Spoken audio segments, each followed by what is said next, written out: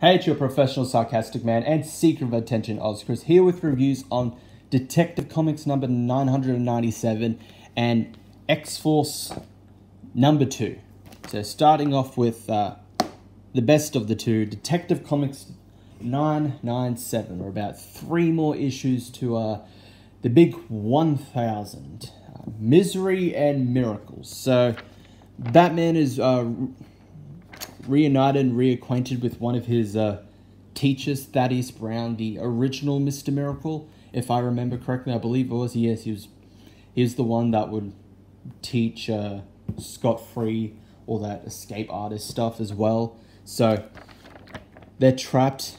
They're going to drown in a room, in Thaddeus's room that's filled with water and with sharks. And what I really like about this issue is that there's hardly any dialogue. It's only just inner monologue by Batman, figuring out, trying to analyze the situation, figure a way out to save not only himself, but also Thaddeus. So for like the first half of the book, it's just pretty much, except for the first page, it's pretty much just in a monologue. You just, throughout each of the page, you see Batman figuring out, okay, Thaddeus is bleeding, it's attracting the sharks. What do? Shoot one of my ears at them. Okay, so Batman's ears function as like a rocket knife. Sure, it's Batman. And he's able to deal with the sharks, and at least he's able to deal with the sharks, maneuver, get them to attack him so he can kill them. But that releases a swarm of piranhas, and fortunately, because of all the dead sharks there, by instinct the piranhas are going straight for them. But then they'll realize there's still Batman and Thaddeus in the room. But they use this to their advantage and get the piranhas to eat the leather straps off of them, which free them, and Bat is confronted by the mutant, the creature, who's taken on the form of Batman, and spawns several like his parents, several people like his parents, Alfred and the Robins, Batwoman, all that, in order to try and torment him, but it doesn't work, and he's able to defeat it, and it dies, saying, "Remember, the cowl eats its own." Kind of a warning that eventually Batman, being Batman, will be the death of him. Ironic, not iconic. It's a little bit of irony, and with that done, Batman is able to figure out who is the one that's been who created the creature, who knows so much about his actual life as Bruce Wayne to create this creature, and all the bodies, etc., to face off against him. And I'm not going to tell you, but I'll give you a hint. He was a villain in Tom King's first Batman story arc for Rebirth. So I'll leave it there. So definitely, this was definitely another good issue. Art, as always, by Doug Mank. Stellar, amazing, great art. But definitely another good issue. Seeing a bit more of a Batman thinking his way out of a situation. It's not just going to be I'm Batman, and he's able to escape. You see the entire thought process of him dealing with the sharks, and then having to adapt when another problem arises as well, and thinking of how to use that to his advantage to free himself and to free Thaddeus as well. Done very well. With Tomasi's Detective Comics, we've seen Batman actually doing detective work for once, and thinking his way out of a situation, not going with a Bat God approach. It's just like, he'll survive because he's Batman. No, we actually see him plan, analyze, adapt,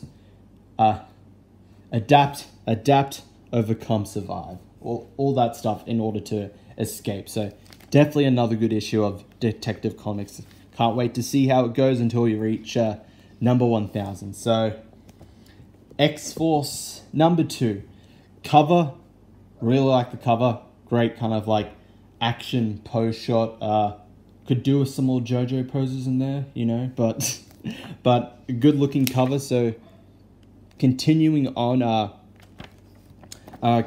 X-Force are able to free some mutants that were imprisoned by the Transian military because of their whole we're going to kill mutants now because mutants killed the president, which is a lie. And I will say to start off, still not particularly a fan of Burnett's art. Dylan Burnett's art in this, and the coloring by Jesus Abertov. It's good in some parts, but the further it goes, the more obvious it's just they kind of cut corners.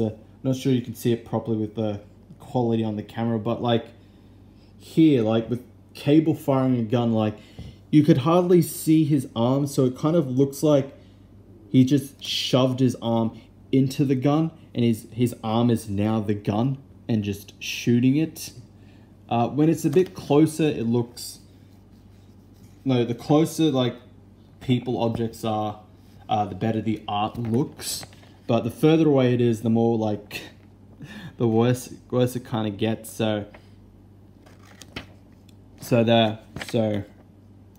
they're able to free these people and gain an ally in a mutant that was that's working as one of the soldiers. And we discover that a connection to extermination. Ahab, who was trapped in the past during the events of extermination near the finale, is working with the Transian military, finding a cure for the mutant menace, as the general wants to cure his son, thinking that it's a virus, that mutants are a virus. You know, as Ahab said, his son was always a mutant. It never presents itself until puberty. That is common knowledge. And he's like, that is pro-mutant propaganda. It is how they hope to cover their own crimes, how they hope to grow their numbers.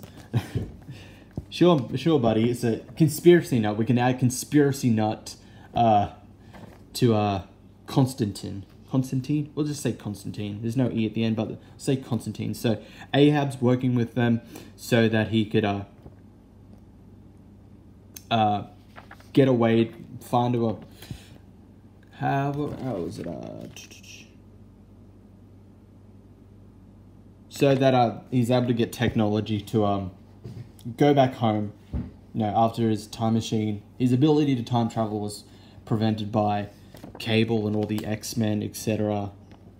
Yada yada, and they continue their plan to while Deathlock and the mutant soldier that's helping them go into the federal house for their own mission. Young Cable and the rest of the X-Force are attacked by the Transian military with their high-tech weapons. So that was it. Story is definitely a bit better, so I'm going to continue with X-Force because of the story. Story in this was definitely much better. You know, in issue number 2, it's just the art. You know, it's good in some parts, and the rest it's in some others it's not. Like, I don't know why Burnett, everyone has to have long faces. I don't know why. Like, sometimes when it's up close to just normal, the faces are normal, and then in just random parts, like, the face will just get longer, and I don't know why, and it's a bit off-putting a lot of the times. So I'll soldier through it. I'll soldier through the art. Burnett has definitely had better art in different comics. Cosmic Ghost Rider, I think the art in that was definitely much better than this. But the coloring is not that bad either by Abertov. But you know, the the artist and colorist they had for that Boom Boom short story in the previous issue, in issue number 1, that should have been the team. That should have been the art and coloring team for X-Force, not Bernard and Bertov. But I'll soldier through the art because at least the story is now getting interesting. So I'm definitely going to continue with X-Force, and that's it for these two. Thank you all for watching. I'll see you all next time.